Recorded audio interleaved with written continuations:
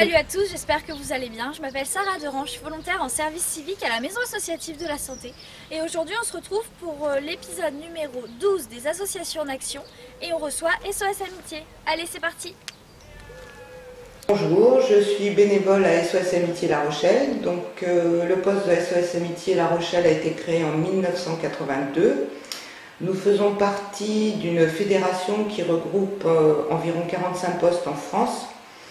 Et le SOS Amitié a été créé en France dans les années 60 suite à une idée d'un pasteur anglais qui avait été mis en face du suicide d'une adolescente qui n'avait pas pu avoir d'explication sur le malaise qu'elle ressentait. Donc il a créé une ligne d'écoute en Angleterre. Ensuite, cette ligne d'écoute a été créée sur Paris dans les années 60 et puis s'est développée dans les provinces. Donc maintenant, nous sommes à peu près 45 postes sur la France de SOS Amitié.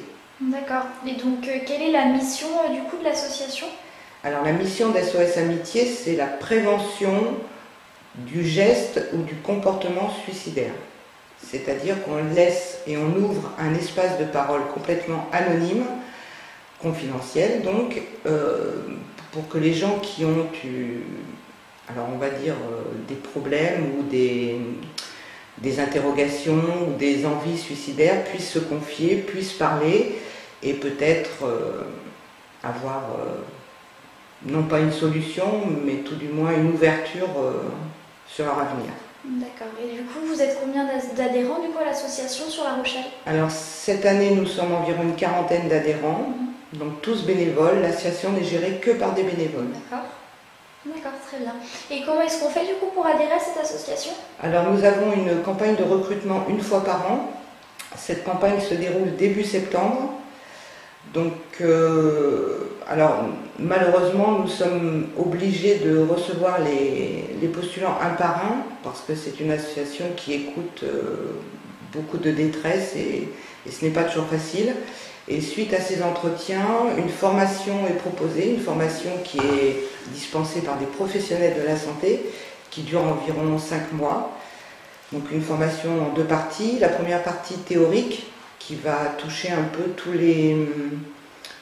les formes d'appel que nous entendons, que ce soit le deuil, l'addiction, le suicide, enfin toutes les problématiques sociétales. Et puis après, nous avons une formation pratique où le petit nouveau, entre guillemets, est placé directement dans l'écoute avec un écoutant confirmé pendant à peu près 2 mois. Et suite à cette formation pratique, il est de nouveau entendu de façon à voir si ça correspond bien à ce qu'il voulait faire et si lui correspond bien à ce que nous attendons de nos adhérents. D'accord. Et à vous, qu'est-ce que ça vous apporte du coup l'engagement associatif?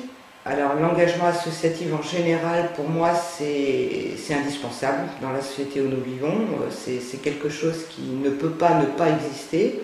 Après, mon engagement SOS, c'est difficile parce que c'est mon opinion personnelle. Chaque bénévole qui rentre chez nous, il rentre pour des raisons différentes. Pour moi, c'était simplement ouvrir un espace de parole à ceux qui n'en ont pas. D'accord, très bien. Et ben, je vous remercie. Je vous en prie. Merci d'avoir regardé la vidéo tout le monde, j'espère qu'elle vous a plu. Je vous invite à aller du coup sur le site de la Maison associative de la santé ainsi que le Facebook et puis on se retrouve pour le prochain épisode. Allez, salut!